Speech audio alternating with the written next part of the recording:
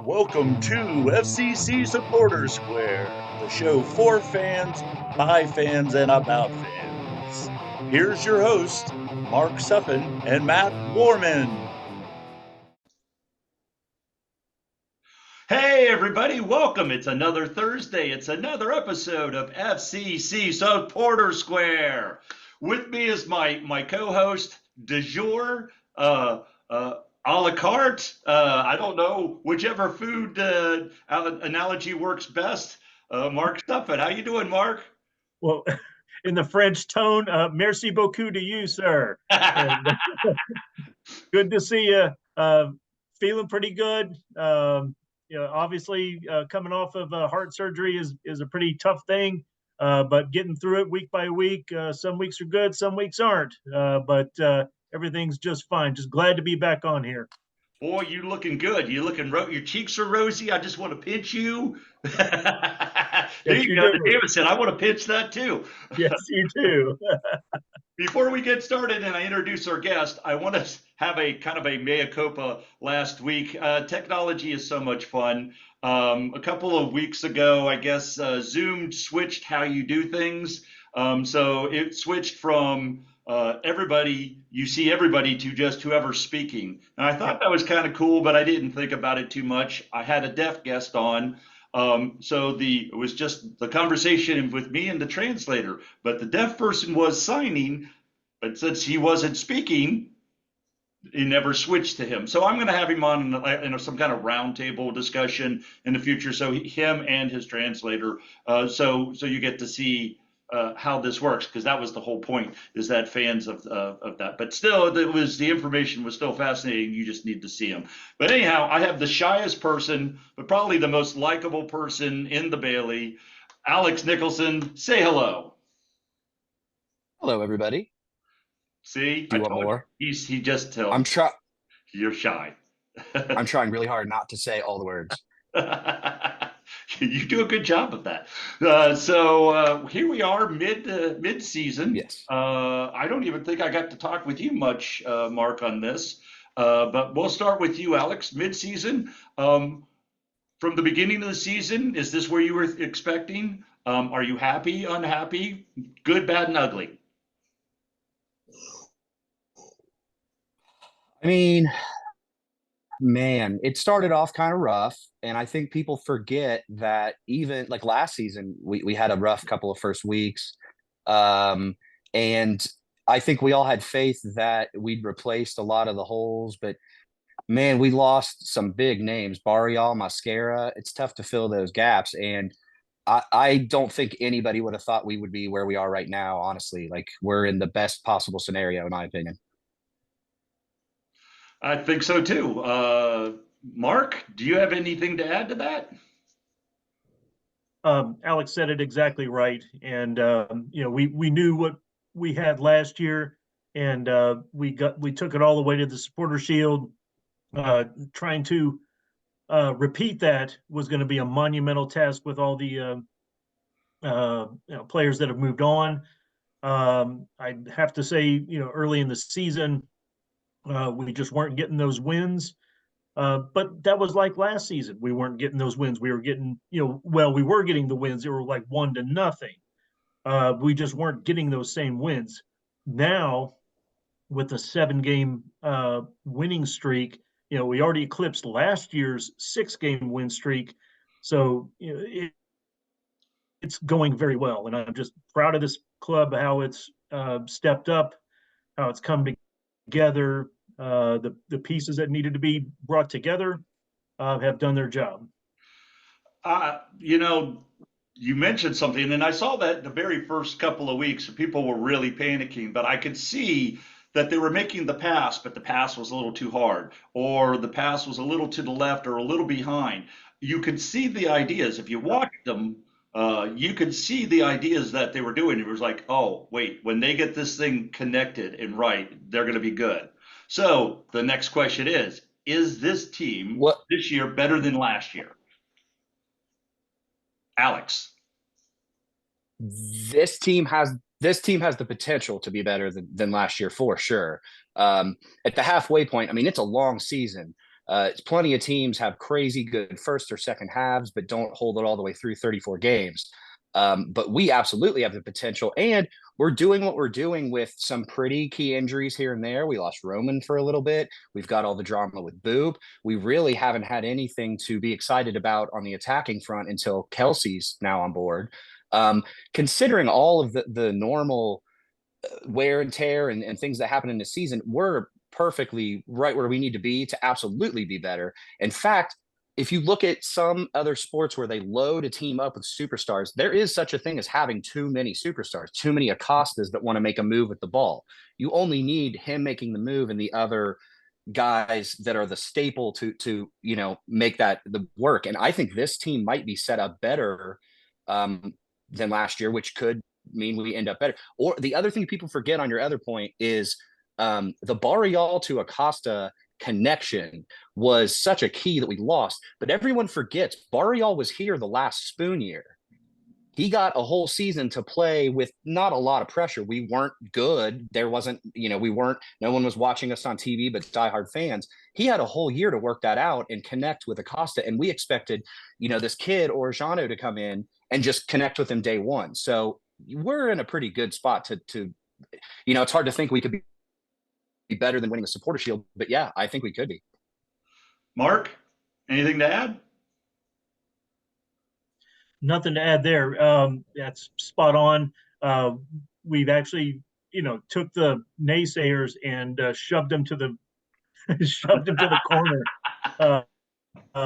It's just this team came together, and we needed to, rally around Noonan, who we knew was going to, do the job that he's certainly done the last year, getting us to the Supporter Shield. Believe me, I was a little worried early in the season, but all of that went away very quickly as the play improved.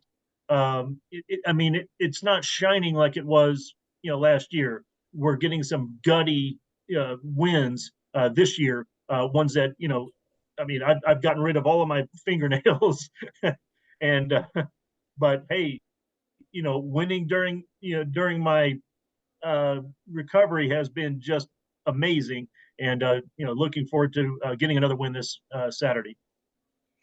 So finally, after a couple of episodes, we actually have something to talk about. This Saturday, we have our first match in 2.5 weeks. I don't know about you guys, but I've been, looking around going, it's Saturday. Why? I got to do something, right? Maybe I should go march somewhere. I don't know. It's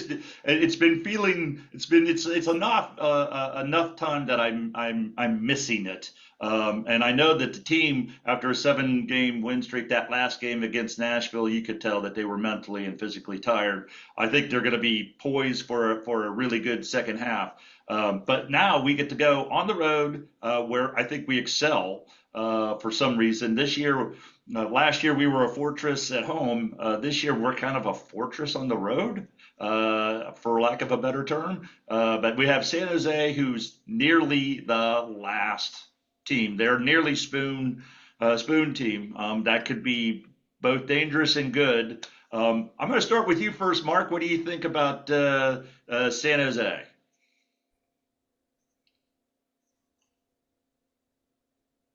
Oh, Well, you have to look past. there we go. Sorry about that. Internet is so much fun. Okay, something happened there with the recording, but just want to continue with San Jose. Yep. They're last, but they are certainly a team that can get a win over us if we're not playing our best or the way we're supposed to play. Certainly if the Nashville loss didn't say that loudly, we have to be ready for this match. It's been a couple of weeks. Maybe there's a little rust there, but I'm happy that it is San Jose that we're playing after this short break. So that's what I'm looking forward to, is going out there, getting 3 points, and coming back Wednesday for another match. Yeah, I'm not sure if it's turf or grass. It may be grass because I'm thinking of Vancouver, but there seems like a lot of those teams in the West have turf. What are your thoughts, Alex? Well, I mean, X's and O's wise, San Jose doesn't really scare me at all. But just the nature of the beast, soccer truly is a sport where, especially in a league like MLS that's competitive top to bottom every year, the worst teams on a good day can beat anybody. My other fear is we do this season seem to play to the level of our competition, at least from what I can see. We're able to get up for a Columbus Crew game and go into their house and take them down, and then able to come home and draw a team that we really should put to bed early, and we play around and that kind of thing. So definitely, at heart, San Jose doesn't scare me too much, but any game, and those games are almost harder to lose. You want to beat a good team. You want to beat LAFC and Columbus and Miami. But if you happen to lose or happen to draw, okay, that was a game we knew was going to be tough. You drop 3 points or 2 points to San Jose, those are the spots in the season that really come back to haunt you. Particularly with a hot Miami. I mean, I know that they have a game in hand, Mhm. and Messi's going to be out, so the thinking around here is that he'll Well, wear out. That whole team will wear out towards the end of the season. But the other thing too is, so it's really hard to go there because wooden spoon, wooden spoon, wooden spoon. We got kind of conditioned, and it's tough that it's like, hey, this is the third year where we're the other end of it. Like we never had a season where we were just in the middle. We're either the best or the worst, and you do end up with a target on your back.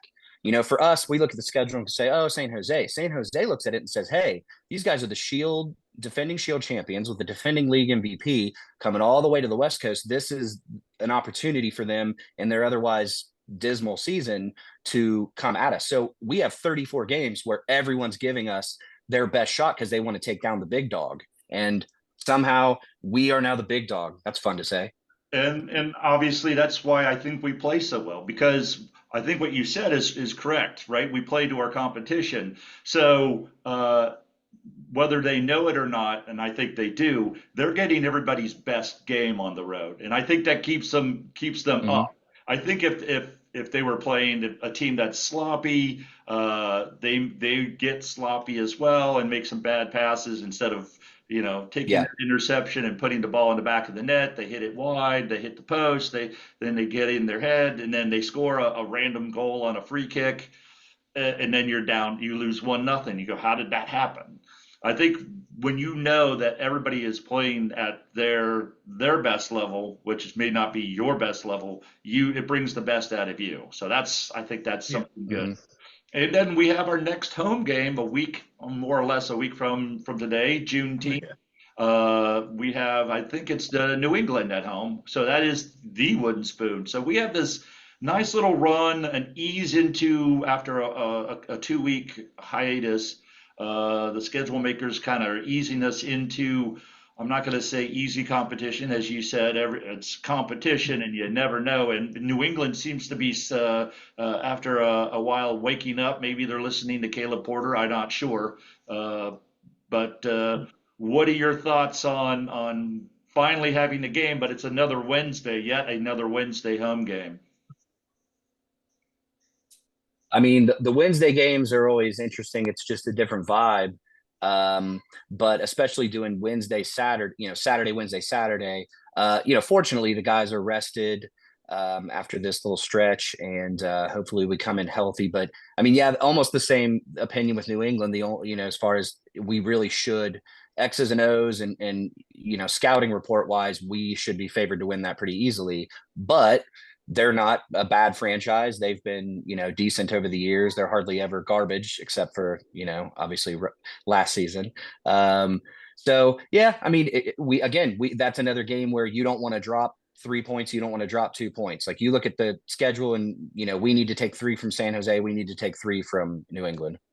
Agreed. So one last thing before we get into your story. The summer window is coming up. We had some discussion when I was down in the Bailey.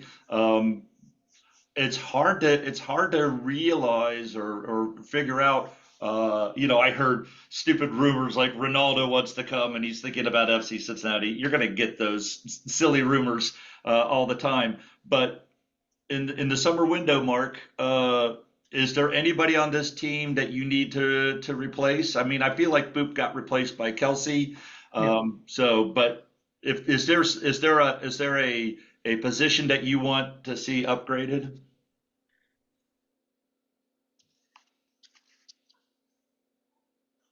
At this point,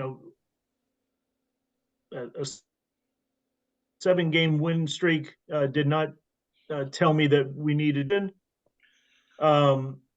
Honestly, if there's one place I'd like to address, it would be up front, getting another tall forward.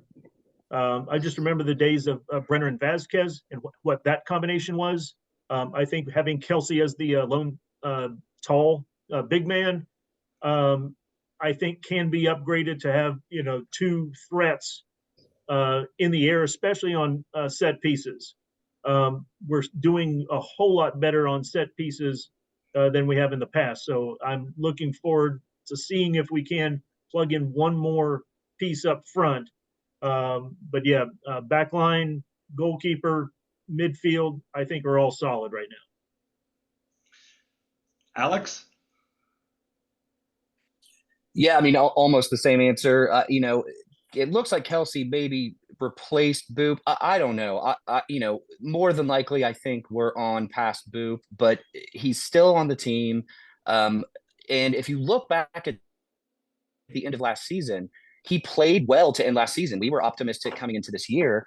And what changed, I think, was Vasquez was gone. So he lost the dynamic of having a bigger guy with him up front. So I'm hopeful that maybe we get him in there with Kelsey. Maybe all is not lost. Maybe we can still, find that groove with him and Kelsey up top. And if not, then like Mark said, I'd be looking for Albright, and I'm sure he's already deeply into it.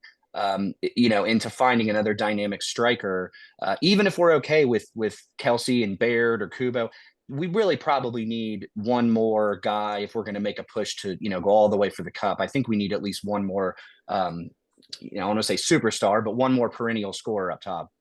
I would like that, but I would like, and I know we have Malik Pinto, but I would like a backup to Acosta. I would like him to come out when we have the lead with 15, 20 minutes to go and have somebody see it out, maybe a defensive, still dynamic, but maybe a little more defensive minded, just to give Lucho a spell, because he was gassed in the playoffs, and that's what I want. And the other thing I need, quite frankly, the glaring need that we have is a set piece taker. Lucho is okay, but a lot of those corner kicks are short or low, and maybe they're supposed to be, and they're just not being hit well. A lot of those free kicks aren't going in when you think other teams as much as I hate to say it, Cucho.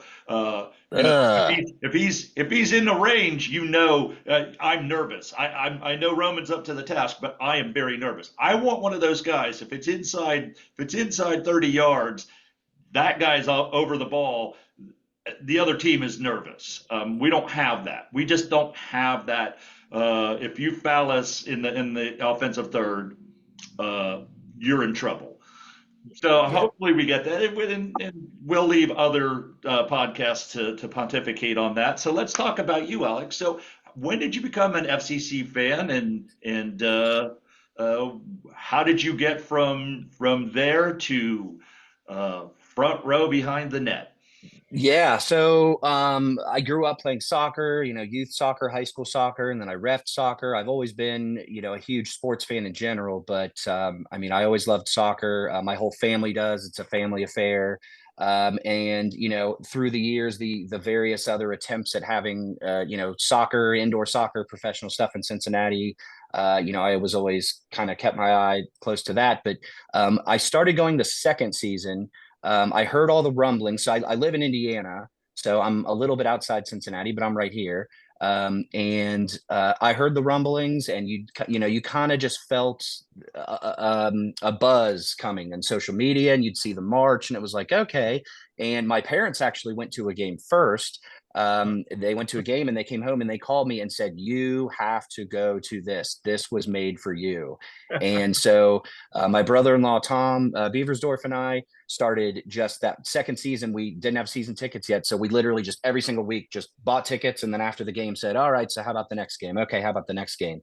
And then we got in we had a ton of tickets. We had, I think, 4 in the Bailey and 2 behind the home bench, with those Nipper USL prices. Yeah. And we rode that through to the new stadium. And then, I got in with the Pride, and I had a little stint running Pride 812, which was a fun little, wasn't very large. I think we had 60 people, but it was fun giving a voice and a presence to my little section of Indiana.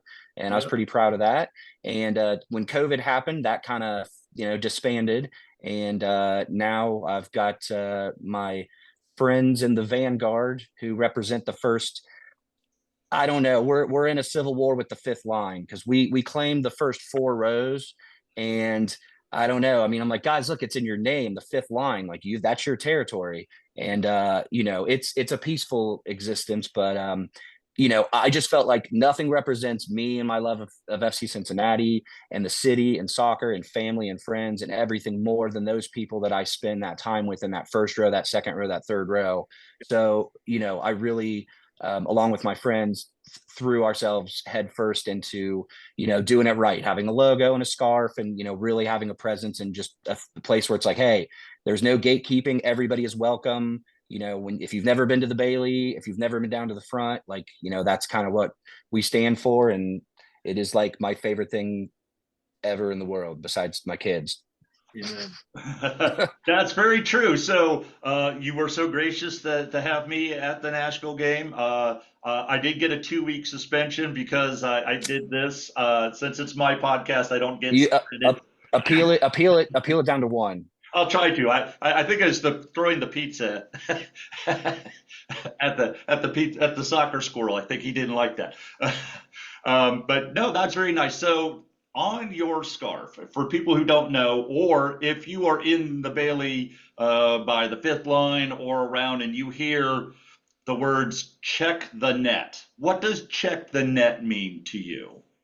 So there's so many traditions and chants and, different things we do. I mean, there's just tons of them. And one of the ones was whenever the ref comes over pregame, they meet at the middle of the field, then they break, and then they run to opposite ends of the field, and the line judges tug on the net and check the net. And, I don't know how these things start. We've usually had a little bit to drink, and we're having a good time. And we just started chanting, check the net, check the net.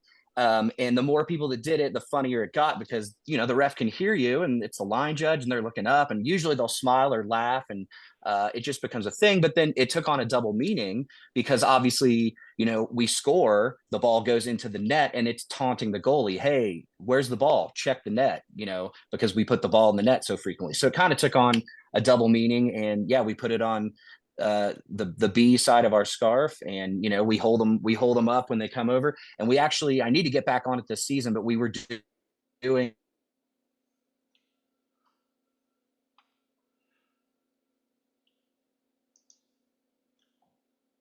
after every game, we were rating the check the net, and we actually had like the little flip cards, and just tug on it once or twice, and we'd be like 2 out of 10, boo. And then we'd rate them and tag the PVM in it, and they have yet to respond.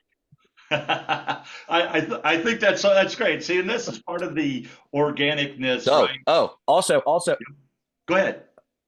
Yes. Also at Cyclones games. So if you ever go to a Cyclones game, which I tend to, and it ends up being FC Cincinnati friends, that arena doesn't fill up like TQL. And even on a good day, there's quiet times in hockey where they can hear you. Well, if we noticed that in hockey, they also check the net. So at Cyclones games, we very loudly chant "check the net," and the refs usually turn and look up, and they look very confused. And it's a good time. I need to go to a Cyclones game with you guys, because that sounds. Yeah. I go to Cyclones games once or twice a year because I'm a hockey fan as well. Mm-hmm. So I would definitely be down with that. So if you get an opportunity to talk with Alex, if you want to try to get down to that part of the Bailey, I will tell you. that part of the Bailey, you need to chant. It's not a looky-loo. I know a lot of people want to get down to get camera time because literally Apple has the camera pretty much right there, particularly if Yeah. Aaron's there riding the rails for 90 minutes, which I don't know how he does that. But if you're there, you're going to have to be chanting the whole time. But also, what is the view like? How is your soccer experience in the front row behind the net? So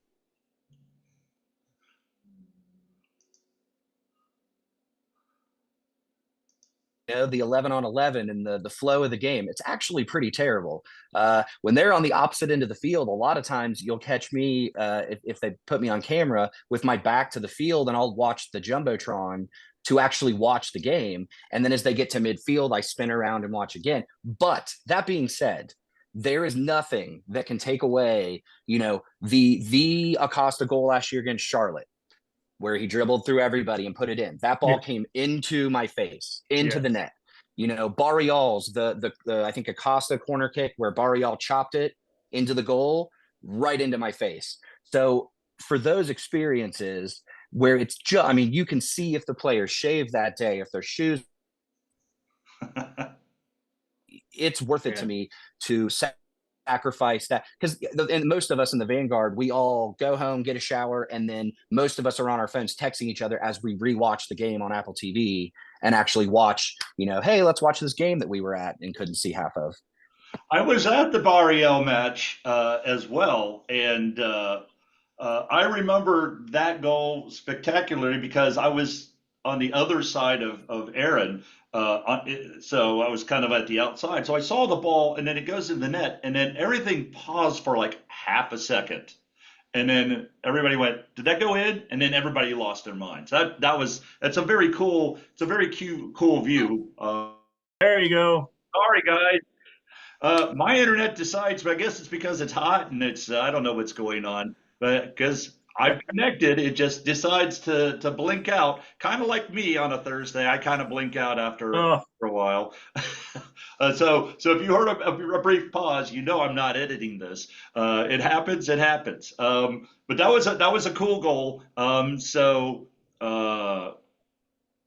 Yeah, you need to come to First Financial once just to see the other side of the coin, because I can tell you, for watching soccer, that is great. For chanting, not so much. Although I do have people in my group chanting. I'm going to almost start up my own. We watched what was it? Jamaica, Guatemala, and USA, Canada. We sat to the right side during that game, and we were. It was the first time we ever openly admitted, like, oh no, our seats actually aren't very good. They're in the first row, but man, we can see the game. And so we watched one game there from the corner, and yeah, it was special. I've been to, I mean, I think I've missed 2 games at TQL in their existence for weddings. I've never been to the other half of the stadium. I've been to the entrance, and then I've been directly over to the Bailey, and then that's about it. I don't ever go anywhere else. During the COVID, we sit with a group of friends. They went, we got in, they got in. It was like 6,000, right, because of COVID. But they were in the last row, and we went up to see and visit them. So I actually sat at the last row in the upper deck, and it was, I couldn't believe how amazing it was. Is it the front row? No, but it's not like, they score and 30 minutes later you hear it. Well, okay. So some of the coolest clips I've seen are 2 or 3 of the sha-la-las of the Bailey, doing sha-la-la from a distance. And as much fun as it is to be down in the middle of that, I can't imagine in a rivalry game, the Crew or Miami or somebody big, and we score a big goal, and the Bailey's really going at it with smoke and the sha-la-la and everything. I can imagine that, like, being able to see that from the other side of the stadium must be a pretty cool thing to see. I can tell you with all certainty, last year, and it's bleeding a little bit into this year. I think the Wednesday games are kind of tamping that down a little bit. But when we score, the sha-la-las are not just in the Bailey anymore. Even in the section, they're singing it. The kids especially, because I always go for somebody who haven't been to. There's still a lot of people who have not been to TQL Stadium. I'll go watch that. And they're like, "What?" And they don't really see it. Then they see you jump up and down, and then they go, "Oh my goodness, because you don't see Yeah. that anywhere in sports or even almost anywhere. There are places in Europe where they're much crazier than we are, but in Sure. America, we've got one of the best, I think, soccer crews around. Mm-hmm.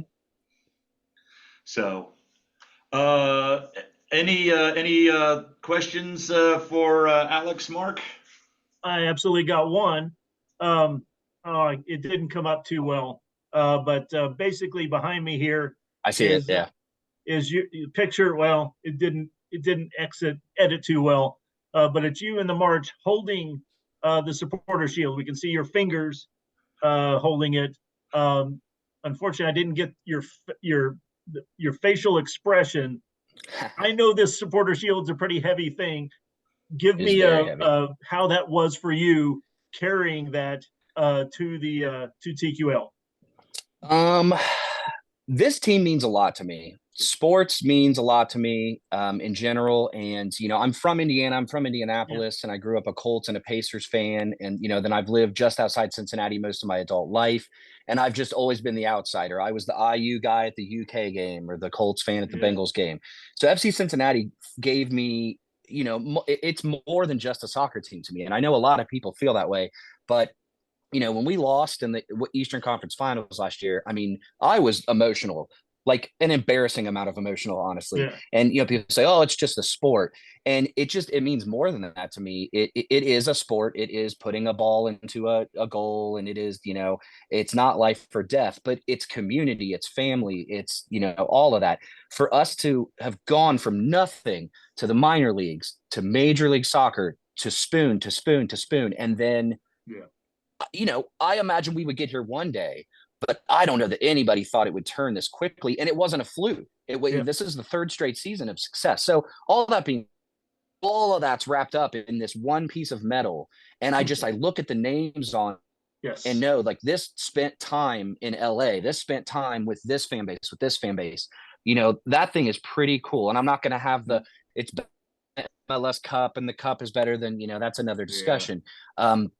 But, to be able to think back to the first time I went to a game at Nippert and saw the march coming through the streets going, what's that? And then, to the Open Cup games where it was just gigantic, to the first game against Portland in MLS. Yeah. And then to know that I joined this thing and was able to carry that shield through and lead the march. Like, I don't know what price tag you put on that. If you're selling that as an experience, but that was pretty special to me. And the cool thing with FCC is it's so much goes on. It's so quick. You never have time to dwell on something. So something like that, something like carrying the shield normally would have been just this monumental thing I would have talked about for months and months and months and months and months. But I took pictures, I posted them on my Facebook and Twitter, and then I kind of moved on to the next. It's like we one of the big topics of conversation down the Vanguard this year has been we signed Miles Robinson and DeAndre Yedlin. Yeah. And like we didn't even really make that big of a deal out of that. Like we did, we posted it. Oh my gosh, we signed him, and the podcast talked about it for a week, and then we're like, okay, and we moved on. Are you kidding me? Like those guys are huge. We are definitely spoiled. That was the one thing when we went to MLS was we're going to get players that we know, and it's going to be like the level of play is going to be great, but so are the players. And it's like Pulisic, like we could get Pulisic, right? It's like he was not coming to USL. He's not coming to us either, but the possibility exists that if somebody decided to throw, 500 million at him, he could think about it and say, yeah, I could do that. I mean, that's we have a vehicle. We have everything in place. The training center, the stadium, the coach, the GM, the owner, the fan base. I mean, we check absolutely every single box. When I explain this FCC thing to people that have no idea what it is, and I tell them, it's hard to explain to you just in a quick conversation how big of a deal it was that we went from nothing to in the MLS. And what I tell them is we basically didn't give them any choice. They didn't have a choice. Garber had no choice. We, especially the fan base, backed them into a corner where it was like, fine, here, have an MLS team. Oh my God, stop. We didn't give them any choice because we check every box. And that, like you said, it's not out of the question to think we could get an A-list player. And I mean, Miles Robinson and DeAndre Yedlin, in their book, they are A-list MLS players. He's on the U.S. men's team, although he wasn't playing the last couple of games, but that's good for us. Yeah, that was good that he wasn't in that first game. I was pretty happy about that. Given that I think our recording started over several times when we've got extra time, so this might be a jumbo size episode. I'll have to figure that out. Okay. The podcast listeners will know. One last question before we move on. Talk is about the women's team coming to Cincinnati. As a matter of fact, so for those who were listening in mid sentence, we didn't have the jumbo episode, but yes, wait, there is more. We are actually going to do this.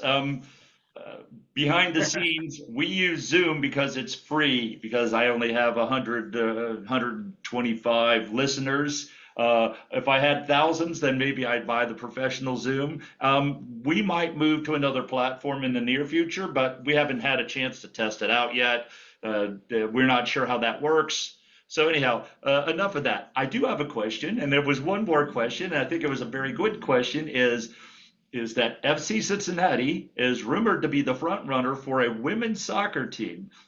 So one of the things that I had heard in the background was they're going to build another expansion to their training facilities because they're running out of space. The academy is going gangbusters, and now with the women's team and the men's, they're going to build another facility or either double. I don't know how they're going to do that, but that's the intriguing news, is that they're already world-class facilities, maybe even more world-class. So what do you think about that, Alex?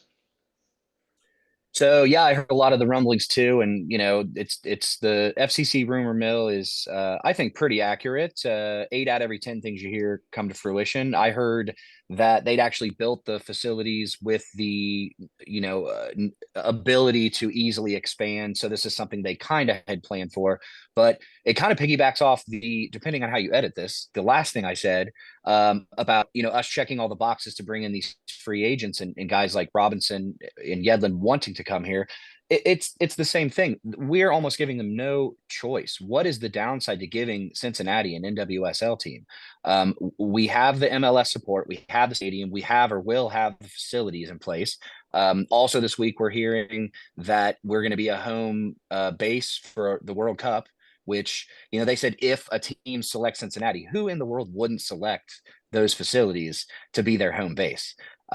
So that, and then it's impossible to ignore the Rose Lavelle connection, the fact that we could, and I mean, you have to think we do. Like, what, how do you not bring her here? Isn't her picture already on the stadium? It is on the other side, facing the First Financial entrance? By the entrance to First Financial. I hear all the time. Yeah. So, what are the other ones? Minnesota, I heard, okay, Minnesota has MLS support, but no, they didn't have the stadium for the women or the facilities. And then Cleveland, who has no connection to MLS. I think the only downside I heard was Louisville has a women's team, and geographically it's too close. And I laughed because I'm like, I feel like we've already done this before with Columbus. We've proven that 100 miles is a really good place to start for a rivalry. Plus, we've proven that we already hate Louisville, so that rivalry's in good shape. But no, I think we will back the decision makers into a corner, and whether they wanted to give us an NWSL team or not, we've checked every box. And I personally know I'll have season tickets to both day one. I'm going to imagine they'll be fairly affordable. I still think FC Cincinnati, my Bailey tickets are really affordable. I think for 9 months of just this incredible entertainment, you can't beat it. So I'll have season tickets to both. And I have a little girl. I have a 2-year-old, and as a dad, and we see everything going on with Caitlin Clark and the WNBA, and I don't know that there's ever been this much momentum in women's professional, collegiate or professional sports.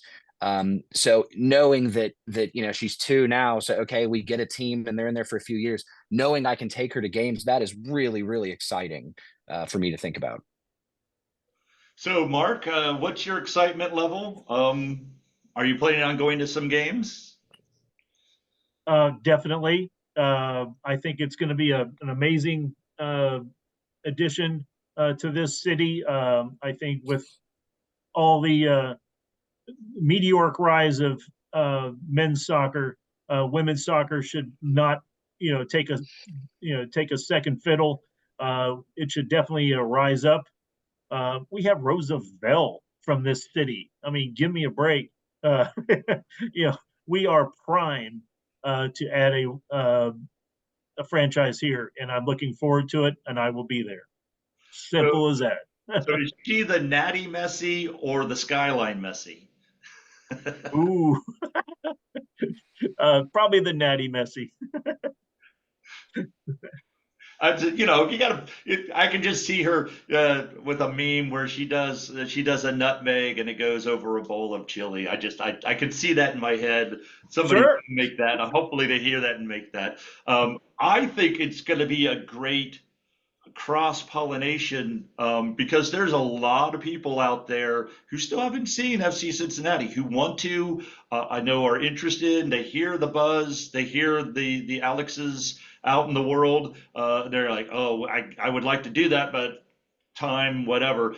I think a more affordable soccer, that the cross pollination, you're going to have people going to both games. You're going to have a lot of the things in place. I think some new things will probably happen in the women's support that might be different than the men's support. And then when both teams do well, it's just gonna be sellout after sellout. And I think it's going to be absolute nuts. So I am all for it. I'm 100% down with that. I think it's going to be an awesome piece because there's still people who say FC. I always get this question. How is FC? Is there a game this week? When are you guys going to go see FC? I think even Pat Brennan has now called it the FC, and I think that works really great for me because we used to be that guy that would correct people and say it's FC Cincinnati, but now I just embrace it. I actually love it. So I usually go, if they go FC, I'll go, you mean the FC? And then they go, yes. So what is your thoughts on the FC, Alex? Yeah, same idea. I remember the days where your instinct is to every single person you see on social media is to correct them, and then you just remind yourself like, no, don't be that guy. They're, if they're interested at all, just enjoy the fact that they're interested, and don't go there. But I do love how Pat added the FC. It feels like if somebody says FC, it's still kind of but I'm almost okay with the FC now. That feels okay. I think we've earned it too. I mean, if it was 3 years ago, I would not say we were the FC. I would say we were AFC. Yeah. Mark, what is your opinion on the most vital question of the night? The FC. When somebody comes up and says FC, and you can say the FC, or FC Cincinnati, or nothing at all, what would you do?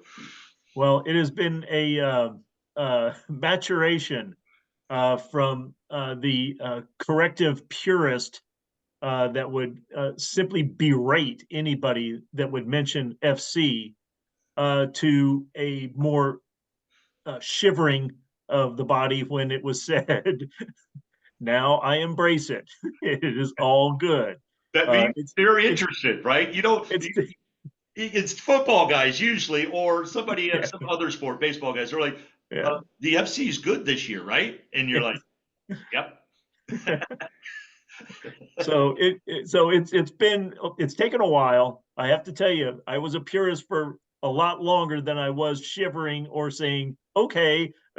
So believe me, it took a while, but I finally arrived to giving credit that, hey, somebody really is wanting to talk about FC Cincinnati. I don't care if they say FC. That's what it was. I mean, the first couple of times, like, well, really, it's FC Cincinnati. But that was at the time where I remember the first season where I would wear my one orange jersey or my kit somewhere, nobody was wearing a kit. But if I was wearing anything that said FC Cincinnati, the old flying Dutch Lion logo, if you saw another person in the grocery store, it was like, dude, I see you, dude. You see me? Yeah, wow. Now it's like, now it's like, yes, yes, yes, yes, yes. Then you go with Bengals fans and you go, okay, we're holding our own with them even. So, uh, do you get a lot of that where you wear your stuff out in Indiana? Do a lot of people are confused, or do people know what the FC is doing? Most people do. Especially in the area I live, a lot of people have a flag up on their house, and they'll change it out seasonally. They'll have a Xavier flag up and then a Reds flag. And more, you do see the FC Cincinnati logo. You know what I do? I see a ton of is the Mike's Car Wash orange license plate cover. I see that everywhere. And I remember the first time I spent a lot of time in Northern Kentucky in like Florence and Erlanger area. And I remember the first time, maybe was it last season that I saw a girl, 12-year-old girl wearing a Roman Celentano personal, customized authentic jersey, just standing in line somewhere. And I'm like, okay, this is starting to, I see this places that isn't just the West End. And it's exciting. And more to the women's getting a women's team too. I think that even further will spread that, and you'll just see that brand spread further and further and take over all the way up to Columbus. Yeah. I did mention this when I was up in New York, but I was in Brooklyn, going to Hell is Real in Brooklyn, because after a lot of heartache and a lot of beat downs, and it was my birthday weekend, a lot of other things going on, I went to New York. I got something to eat because got there a little early. I was walking to the match. It was getting close, about 20, 30 minutes from game time. And I'm walking down the street. I'm wearing my kit, not wearing my cape, but I am wearing my kit top. I'm not a full kit wanker. Nobody is. I don't know anybody who is. But I got my scarf. I got my kit. I'm walking down the street. And I notice off the side of my eye that some guy just notices me. He's just wearing just a regular shirt, no sports shirt, just a regular shirt. And he goes, "Hey, what team is that?" And I said, "It's FC Cincinnati." And he goes, "Is it? Oh, that's so cool. Are they playing tonight?" And I said, "Yeah." And he goes, "Who are they playing?" I said, "Columbus." He goes, "F Columbus." It's like, there you go. I'm in Brooklyn, the only guy wearing an FC Cincinnati jersey, except for maybe a couple from Ox One. And some rando walking down the street knows who we are, knows who the rival is, and says the appropriate phrase. That's great. I love how much the hatred of yellow. So my sister, and I think you might have seen this at the game, Warman. There was when you were there. My sister came and she was wearing, I think it was a Pride Month jersey from 2 seasons ago. It was like a tie-dyed color, but I guess the predominant color down this side was kind of yellow, but it was pink. And it was, and then it went to yellow and it had our crest. I mean, it's our kit. Like, we sell it in our store. And the security guards, I guess, had talked about it for like 10 minutes. Like, are we really going to make this girl take this off? And they came down and they're like, "We're really sorry, but you have to take off that jersey. It's got yellow in it." And I don't know if it's Nashville or, I mean, there's a standing no yellow ever. I just thought that was too funny that she's wearing an FCC kit, that had too much yellow and had to be switched. That made me laugh. She had to buy, and she bought some orange. Just a T-shirt, yeah. Though they gave it to her. She got a free T-shirt out of it. Well, So man, if you want free T-shirts, just wear something yellow to every game, and then I bet you switch it was for Nashville. You get heightened awareness for those teams, Columbus, Nashville. I don't think if it was, the Pigeons or the Chicago Fire, you wouldn't probably worry about the yellow too much. Although with Atlanta this year, if they could ever pick a jersey color, like, we don't know what color Atlanta's going to wear. They have mint. They have. You're right. They're the kaleidoscope of. Yeah. And when do we get a third kit? When do we get an? So I talked to that. I was at the team store this week, and I actually talked with them about this, because I said, I love I really do love the canvas kits. I know a lot of people gave them hate, Like, guys, there's only so much you can do with a white kit, and I think it's fantastic. Obviously, the river kit's amazing. That's our staple. But the fact that we had to get rid of the orange alternate kit, like, I'm like, why can't we keep them? And he went over, we have to hit a certain amount of jersey sales, and apparently they're not super close. Even with Acosta coming in third overall, we just, Cincinnati market size isn't there. So we have to sell a certain percentage of jerseys before they'll grant us a third kit. So basically New York, LA, those are the teams that are going to get your third kit, I guess. Atlanta, yeah, that's Yeah. I'm doing my part. I try to buy all the new kits when they come out. Yep. Whether I like them or not. Yeah. But I do. That orange kit was fascinating. Oh yeah. Well, I think this is a supersized episode. I'm very excited to see. It's probably going to be a little disjointed. Guess what? That's what you get with FCC Supporter Square, the Supporter Square, I guess. Yeah, yeah. The content's kids there. On the street call us, apparently. Yeah. All the hip kids, anyway. It's going to be a little jittery, but that's what we like about this. It's about time that we've had a less than smooth episode. And of course, it would be with Alex, who is very shy and quiet. So. Any final words, Mark, to Alex or anything else that we talked about today? Well, Alex, certainly appreciate who you are and bringing it every single home match. Appreciate you coming by Nellie's when we were over there, and just thank you for all that you do for this wonderful club. Appreciate you immensely, and of course your lovely wife as well. So thank you. Behind me is the remembrance of our fallen old Bailey bastard, Kyle Kuznoff-Deneen, who passed away June 17th in 2018. We just remember him as a founder of the Bailey Bastards, and we just remember him as that's coming up this Monday. We like to honor his memory on St. Patrick's Day, around usually the day of St. Patrick's Day. And it's a time now of a little more celebration, a little less sadness, since we've had some time. You never get over it, but he will and is always missed. But to you, Alex, to bring it back up a little bit, to you, Alex, thank you so much for hosting me in the Bailey. You're like, Warman, get down here. You can sit here. Here, have a tea. I thought you were going to leave. I thought you were going to leave. I thought you were going to leave. When you said you were staying the whole game, I was pretty pumped up.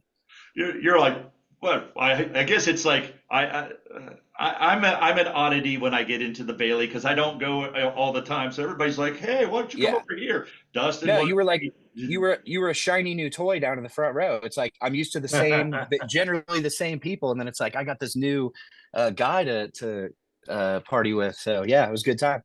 Conversely, the Brigaders are always like, you're going to the Bailey? I'm like, yeah. Well, are you sitting with us? Like, no. Well, why not? I love you guys. I see you guys all the time. I think that's what it is I see you guys all the time. I hang with you. I march with you. I love you guys. But I know some other people who also want to get into some shenanigans. So that's what usually happens. So it's a good time is had, win or lose. And if you ever get the opportunity, you meet Alex or anybody from the Vanguard or the Fifth Line, because I know they have a few things to say about what you said about the.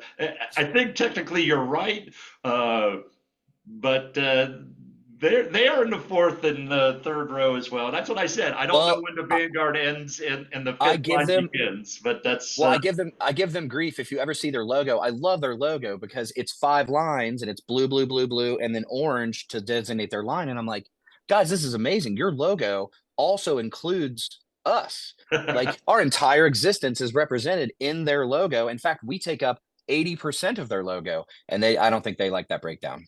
No, I think maybe you're going to see the next iteration with a lot of dotted lines, and like that orange line, dotted line. Yeah. V. Yeah. Well, anyhow, Alex, thank you for joining us this very extended episode. But we had things to talk about, and you're a joy to have as a guest. So you're always welcome back. But Love to come sadly, back. we got to let our listeners finish cutting the grass and move on with their lives. That's kind of where we usually land, is a long enough that you can cut the grass and listen to us. Yes. There you go. So we have to go. Thank you so much, Mark. Thank you so much. I'm glad that you're feeling better. You're looking good. Thank you, sir. And you know, summer's around the corner. Saturday, we don't have to worry about that, but Wednesday it's going to be 97, and with the heat and humidity, I think it's going to be 1,327 degrees. So make sure that you hydrate and not in the fun way. 'Cause it's going to be ridiculous on Wednesday. Yes. And I can't wait to see all of you guys there. And if you guys see me, we'd love to have you on as a guest here on FCC Supporter Square. Thank you for listening. Thank you for listening to FCC Supporter Square. Your hosts are Mark Shupin and Matt Warner. If you'd like to be a guest, please contact us at fcc.supp.square@gmail.com. The intro song was Living Inside My Brain by the Stone Buttons. The exit song was Awesome Sauce, also by the Stone Buttons. Thank you for listening.